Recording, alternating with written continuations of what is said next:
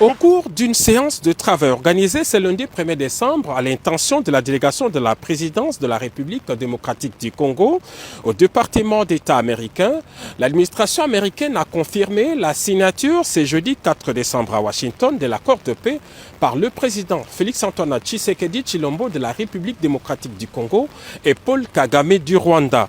Les deux chefs d'État sont d'ailleurs attendus sur le territoire américain ce mardi 2 décembre. Selon le programme officiel du département d'État, la cérémonie historique va se dérouler en deux temps et toutes les parties se sont accordées sur le détail protocolaire du programme qui devrait durer en tout 1h30. La première étape se déroulera le même jeudi 4 décembre à 11h à la Maison-Blanche. Le président américain Donald Trump va accueillir ses hôtes respectivement à 11h pour le président du Rwanda et 11h10 pour le président de la République démocratique du Congo avant de les convier à une rencontre trilatérale d'une dizaine de minutes dans son bureau ovale de la Maison-Blanche. Les protocoles ne prévoient pas à ce stade de prise de parole des deux chefs d'État. Seuls les ministres des Affaires étrangères de la République démocratique du Congo et du Rwanda accompagneront les deux chefs d'État dans les bureaux du président américain.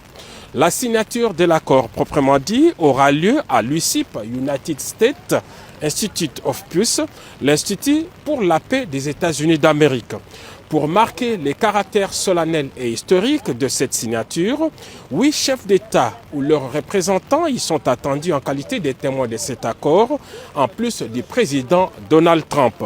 Il s'agit des dirigeants de l'Angola, du Burundi, du Kenya, de l'Ouganda, du Togo, du Qatar, des Émirats arabes unis et du président de la Commission de l'Union africaine. En leur présence et devant les caméras du monde entier, les présidents Félix Tshisekedi et Paul Kagame vont apposer leur signature sur l'accord de paix, le même document qui avait été signé le 27 juin dernier par le ministre des Affaires étrangères des deux pays.